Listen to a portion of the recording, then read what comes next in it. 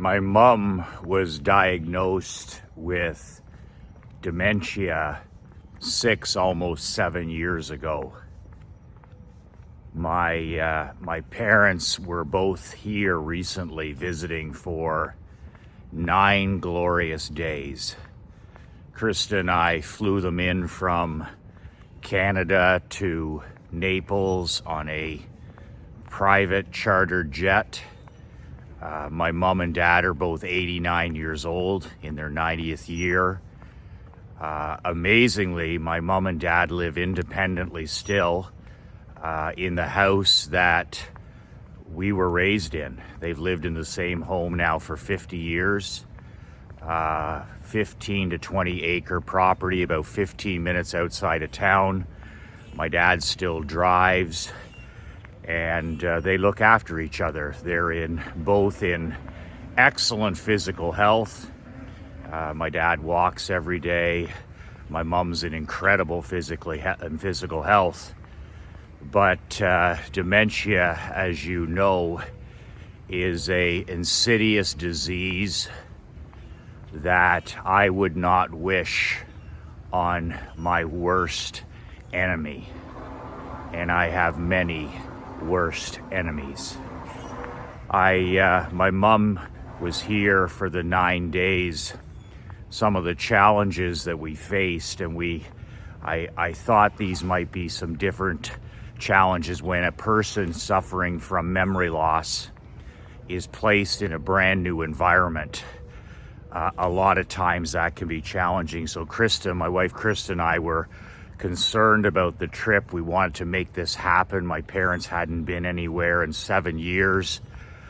They wanted to come and see our new home in Naples.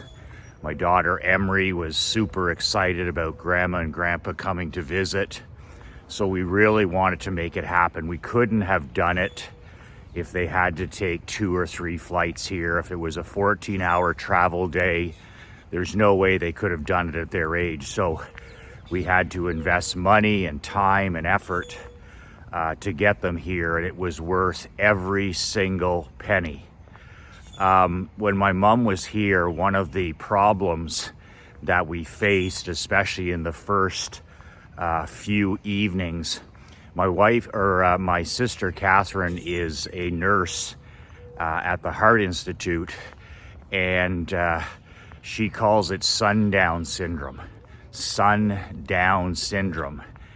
And at nights, we noticed, especially the first 3 nights, that my mom would begin to become agitated around 7:30, 8 o'clock after we had dinner.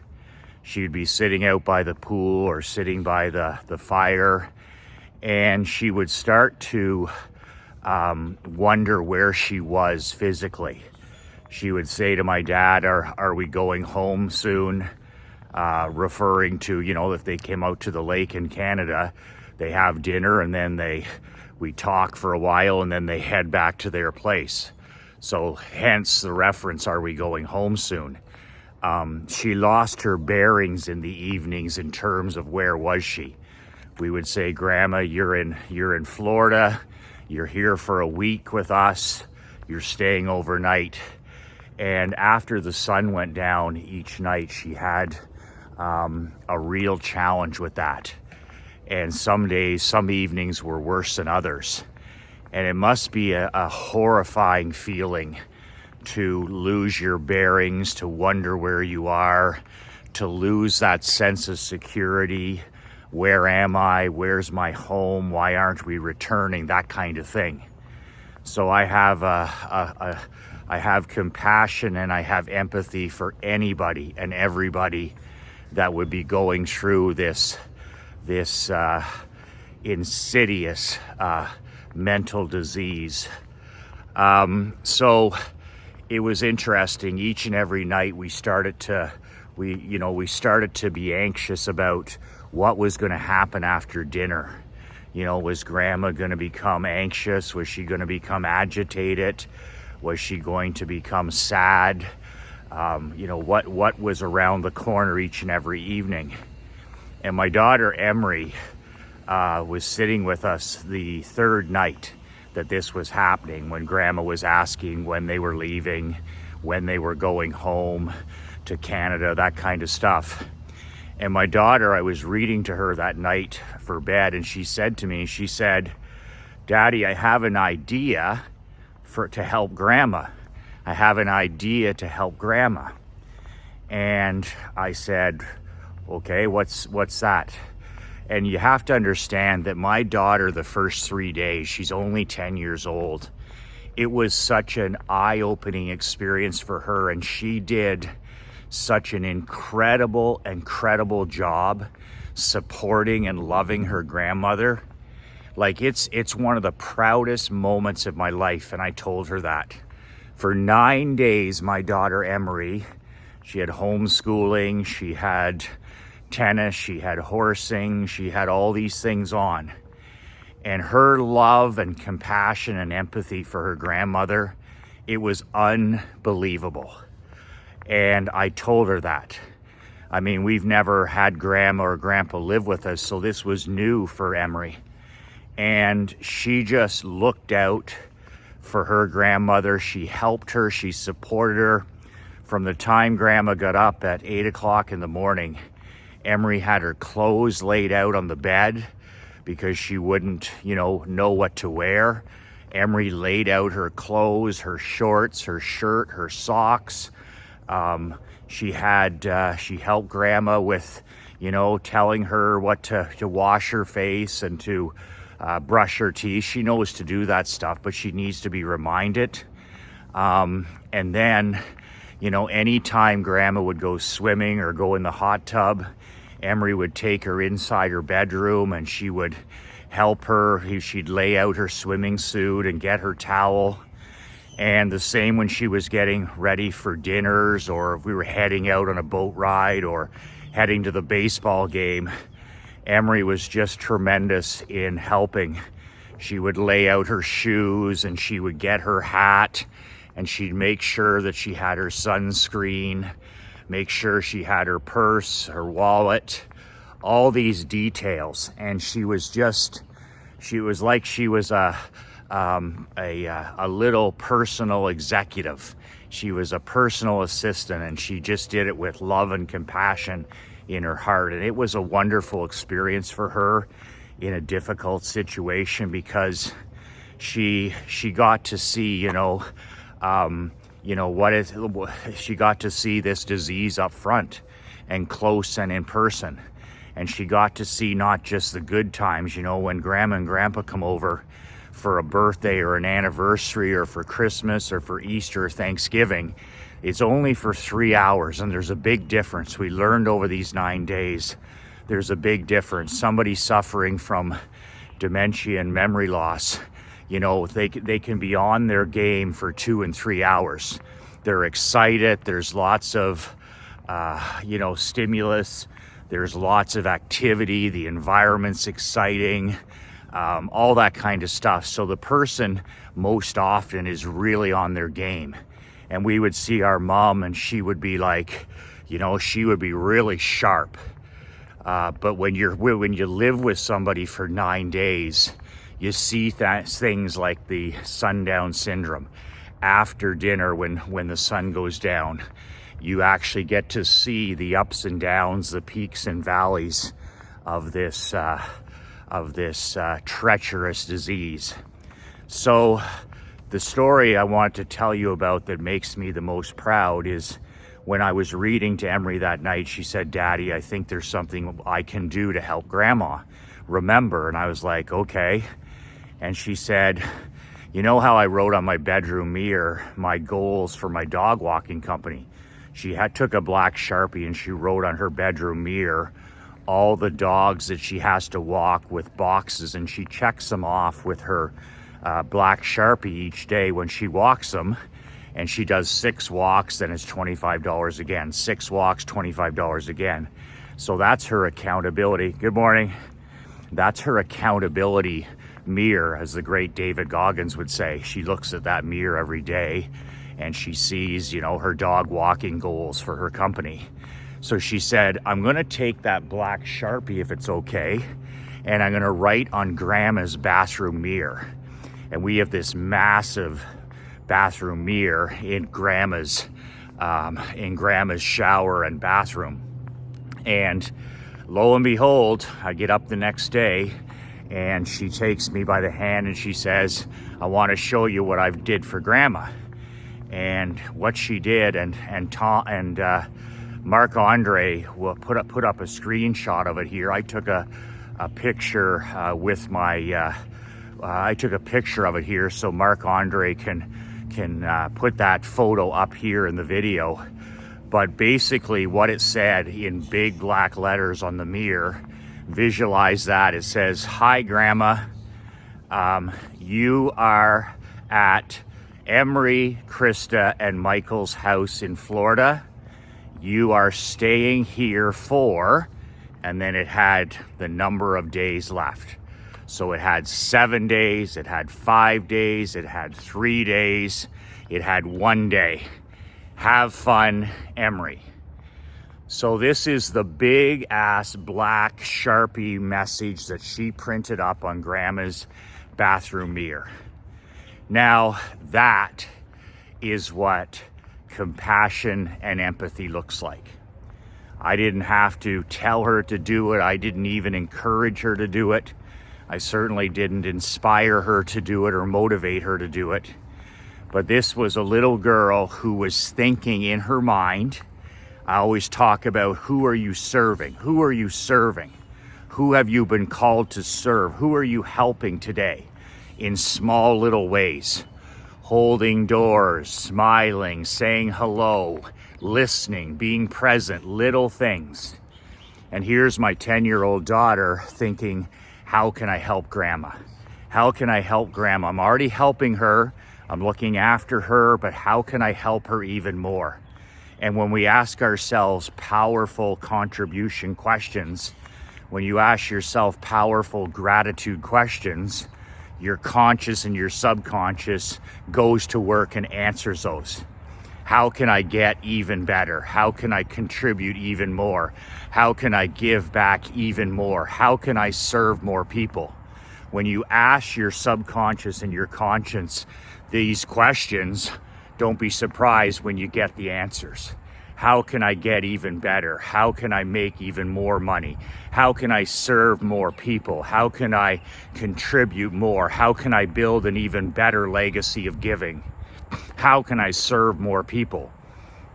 So it was one of the proudest moments of my life as a father when I looked at that mirror and saw that powerful message for grandma. And it was amazing because it worked. It worked. Grandma would go into the bathroom 3, 4, 5 times a day to use the bathroom, to change into her swimsuit, to put on some makeup or whatever it was. And every single time grandma would come out of the bathroom and she'd say, oh, we're in Florida. And she'd say, we're here for the week. And that was such a different attitude. That was such a different mindset. Her body language changed. Her mental state changed. Her focus changed. It just constantly reminded her of where she was, that she was on a vacation in Florida. She was with the people that she loved, Krista, Emery, and myself, and that she was here for 5 more days. 2 more days, and then she was going home. The shift in her mentality, her thinking, and her behavior was unbelievable. I really could not believe. So not only did my daughter have the compassion to write that up there on the mirror with the big black Sharpie, but then it turned around and it worked. It gave grandma peace of mind. It lowered her anxiety. It lowered grandma's levels of depression, all of those things. It gave grandma peace of mind for the last 6 days of staying with us, because a little girl, a little 10-year-old girl, thought about something beyond herself. She wasn't thinking about herself. She wasn't thinking, what's in it for me? when she was lying in bed reading. She was thinking about, how can I serve my grandmother? How can I be a better helper? That, my friend, is exactly what compassion and empathy looks like. That is what compassion and empathy looks like. Not sympathy. My daughter is very much like me in terms of personality. She may look like her mother, but her disposition, her mindset, her personality is very much like yours, relentless.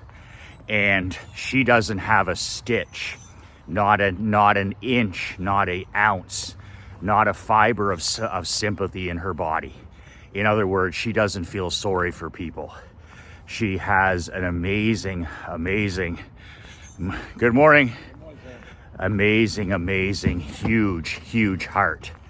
And she is one of the kindest and most thoughtful people that I know and have ever known. She is always thinking about how she can serve her mom, how she can help. And this is just another example of incredible compassion and empathy for somebody who is suffering from such a awful disease. And when you take the focus off yourself, and you don't always, it's not just all about you. Oh, me, you're whining and you're complaining and you're excuse making like a little bitch. When you take your mind and you focus on other people, you'll notice that worry disappears, anxiety lessens, depression lessens, all that manufactured mental illness all of a sudden starts to dissipate, and in some cases completely disappear, when you're all of a sudden focusing on helping other people and not just focused on yourself. If you want to struggle with all of those toxic thoughts and behaviors, anxiety, worry, stress, depression, all of that stuff, then just continue to focus on yourself. Don't give a shit about anybody but yourself. And you'll always struggle from some form of manufactured mental illness. You'll have to be medicated, you'll have to be sedated, you'll have to check out mentally. You won't be able to stare at the man in the mirror, because of the fact it all goes back to one thing. You're focused on nothing but yourself. And you see it all in our world today, but the people that are most content, that have peace of mind, that are generally happy people, are the people that are focused on serving other people.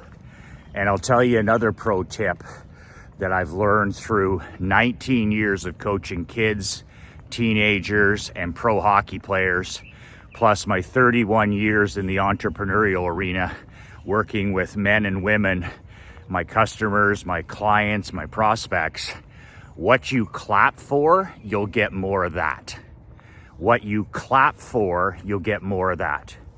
So when my daughter does something like write on the mirror to help her grandma, then that's something that I clap for. That's something that I tell her I'm so proud of. That's something that, I hug her and I tell her how proud I am, and I tell her why I'm so proud of her. My daughter wins a lot of things, and that's just natural because we spend a lot of time with her. Okay, it's not special gifts or special talents or anything like that. She has opportunities beyond most other children. She's been riding a horse since she was 5. She's been skating since she was 2. She's been drawing. She's been drawing since she was 4. She's been taking chess lessons for the last 3 years. She lives in the 2 greatest countries in the world. She's attended 5 different schools. So she has opportunities that many other children don't. So she has opportunities to improve and get better, and she wins a lot of things. She wins a lot of trophies, and she wins a lot of ribbons. She wins a lot of poster contests. She wins a lot of horse riding competitions. She finds that stuff simple and easy, and consequently she wins at a lot of those things. But here's the thing, None of that stuff, none of it makes me as proud as a few of the handful of things that she does each day that show her compassion for other people and her empathy for other people. When she wrote on that mirror, that's something that I clap for. That's something I talk about. That's something I tell her I'm so proud of.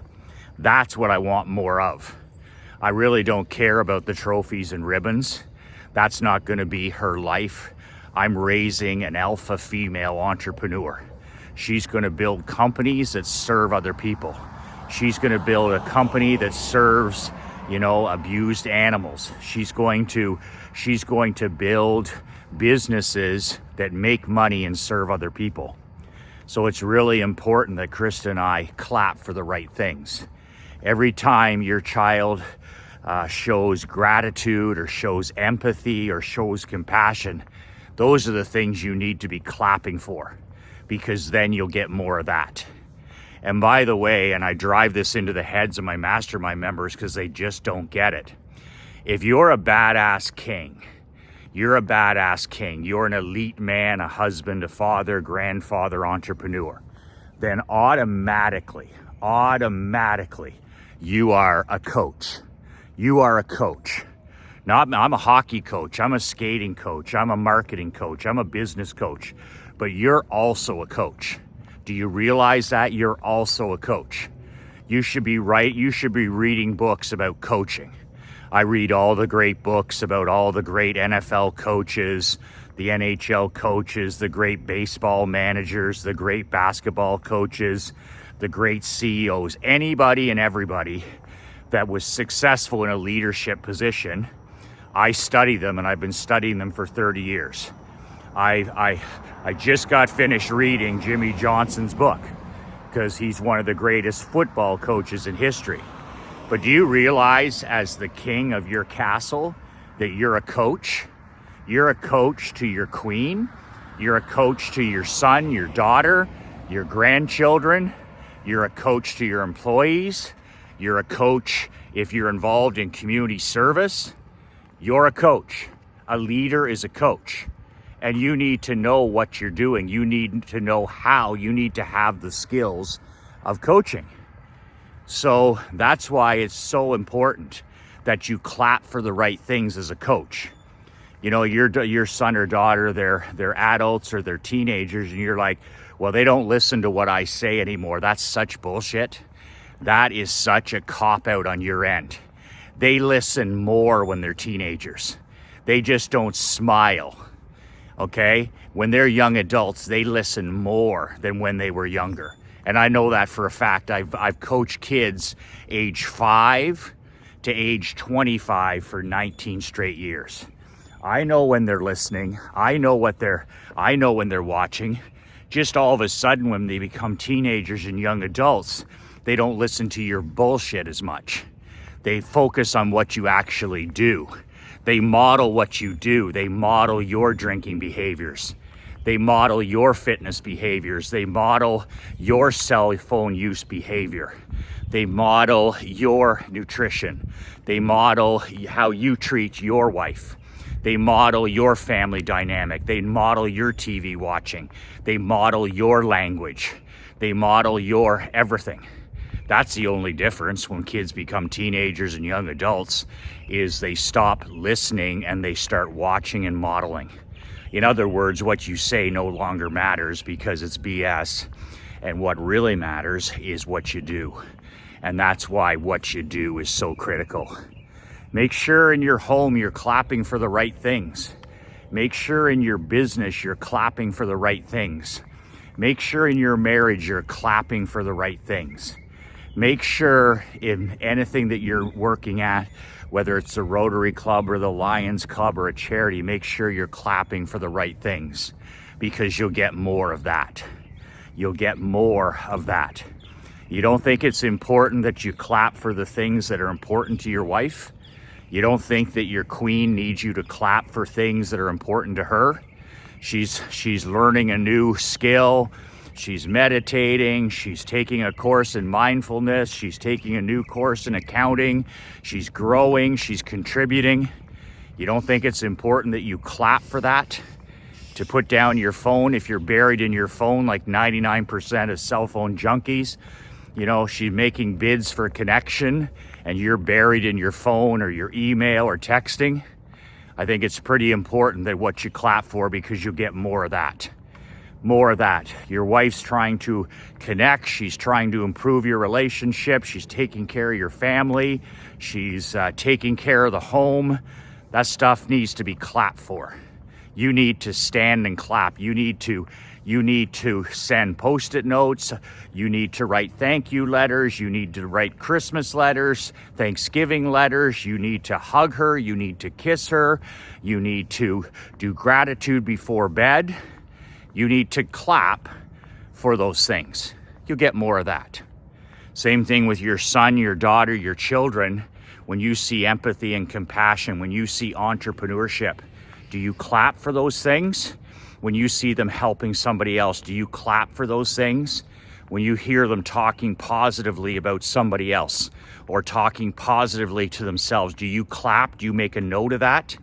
Do you leave your child surprise Post-it notes, maybe in their lunch, maybe by their phone, maybe when they're heading out to studies? Do you phone your kids every night at college?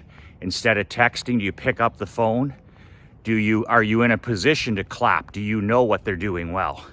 Same thing with your grandkids. You know, there's a great opportunity for you to clap for things that you didn't know you didn't even know with your own kids. Well, I wish I would have done that with my kids. Well, fuck. You have grandkids standing right in front of you. Are you kidding me? Your character's set by age 5. The first 5 years of your grandkids' ages, that's where you get the opportunity to be a positive life force, to clap for what you want, to actually coach your son or daughter in their first ride as fathers and mothers, and also to clap for what you want those children. Clap for integrity, clap for character, clap for honesty, clap for extreme hard work, clap for positive self-talk, clap for walking and exercise, clap for good nutrition, clap for reading, clap for being connected. All these great things. You'll get more of that. It's amazing.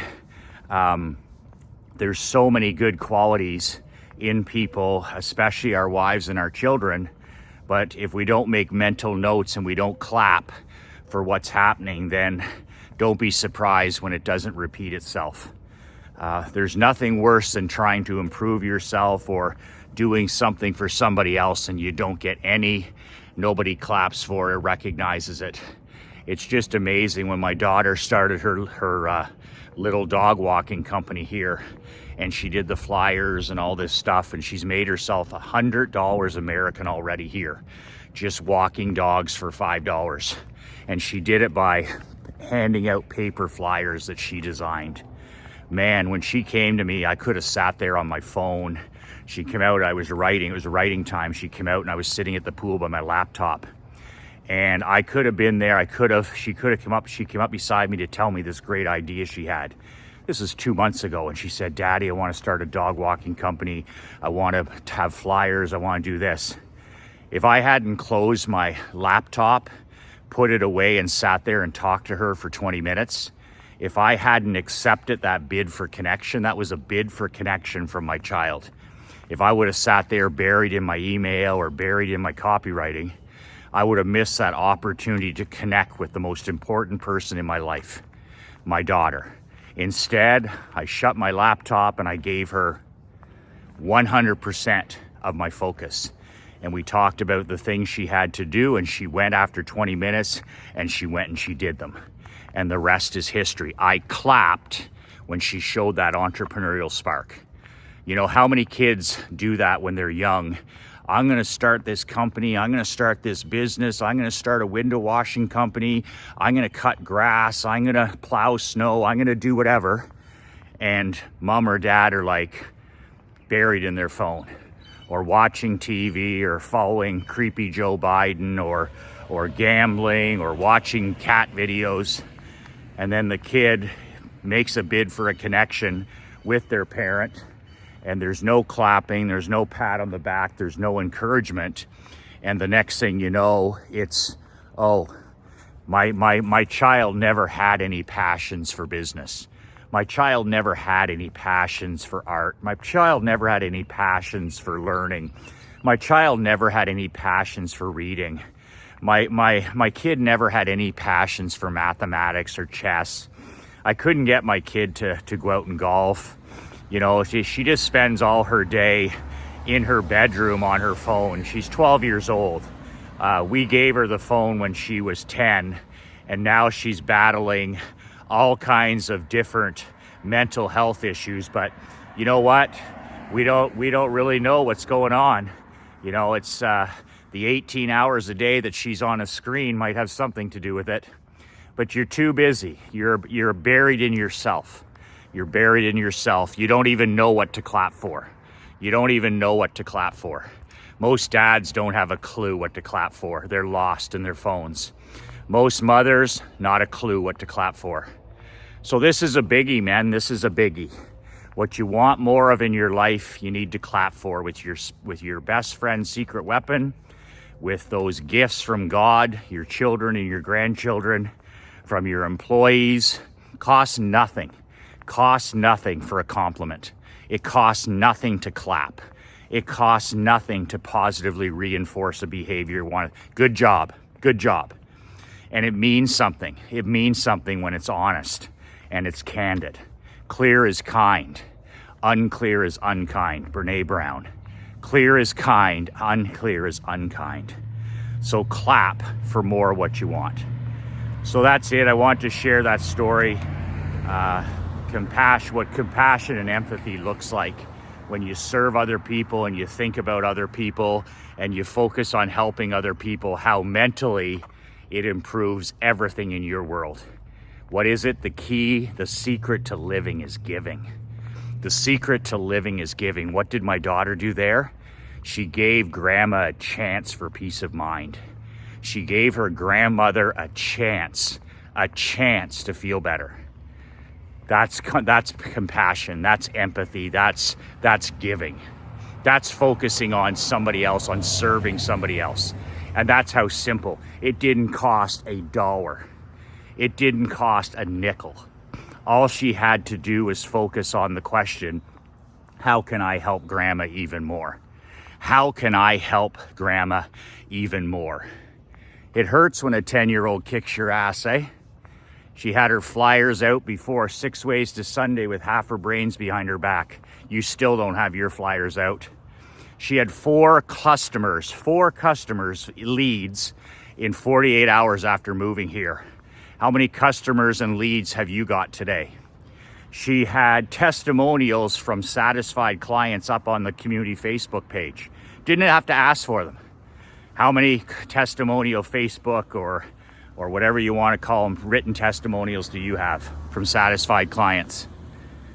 It's all about just doing the work every single day. Doing the work every single day. How many upsells do you have? She is an upsell. Instead of $5 a walk, 6 walks for $25. So now Emery's selling $25, $25, $25. And you know why? I clap for upsells. I clap for bumps. I clap for action taking. I clap for flyers. I go out there and I do the flyers with her. I do the flyers with her. She goes, Daddy, do you want to, after school, she used to say to me, do you want to pass out 15, 20 flyers? I'm like, hell yeah. Hell yeah. Time with you, plus I get to clap. That's what clapping is. It's not physically putting your hands together. It's spending connected time. Was I out there with my cell phone? No, I was walking, and we were like sprinting house to house. Let's get 20 flyers a day to every 20 houses and then do it again the next day.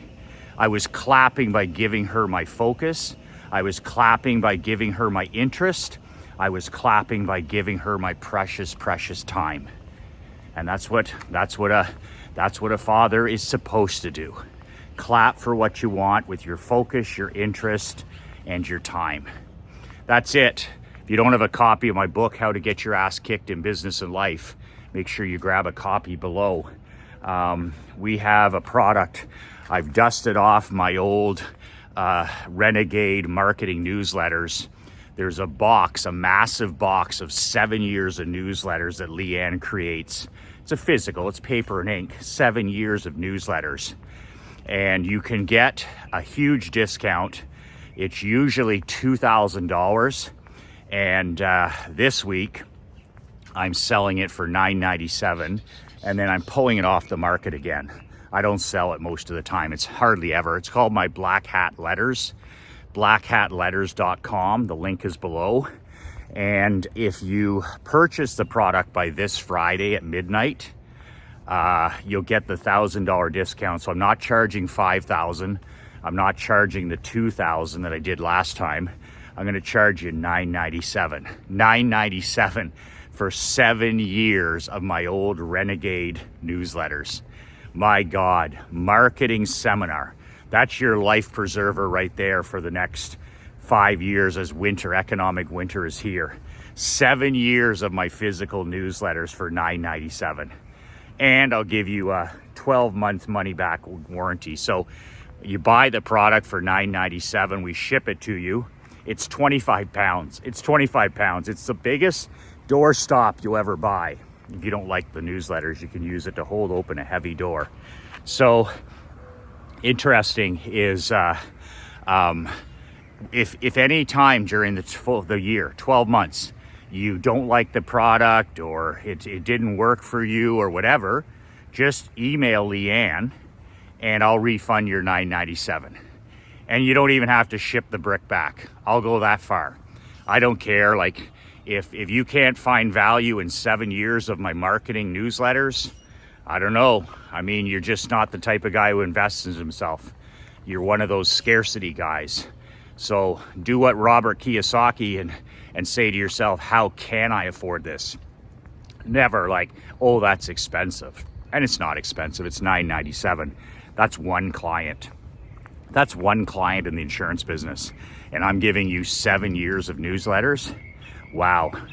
By this Friday at midnight, not only will you miss out on the $1,000 discount, but also I want you to know I'm taking it off the market for another year. So you won't be able to buy the Black Hat box. What does Black Hat mean? It means you play the villain in any industry. So I've always played the villain, right? I've always been the black hat in the hockey business, the insurance business, the coaching business, the barbershop business. Any business I'm in, I wear the villain, the black hat, me against the world. It's the positioning to be the wealthiest. It's the positioning to be the most referred, most respected, most talked about, and also, to be completely clear, to be the most hated by your competitors and critics. I want to be hated. I want to be disliked by my critics and my haters. That's the point. So the villain, the black hat, is the most powerful marketing position you can ever take if you have the balls in business. And I've always wore the black hat to be number one in every industry I've been in. Number one in hockey, number one in insurance, number one in barbering, number one in consulting. So go to blackhatletters.com. That's blackhatletters.com. You can get the discount, $9.97 till this Friday at midnight. Then the discount's gone, and also the product's coming off the market for another year. So that's it. Clap for what you want in your life, men. Make sure you're clapping for what you want, especially the gratitude, especially the compassion, especially the empathy, the integrity, the hard work. When you see hard work, when you see any and all that stuff, the principles of winning, make sure you're clapping for that in your kingdom. That's it. 2 words that changed my life, 2 words that'll change yours. Be relentless.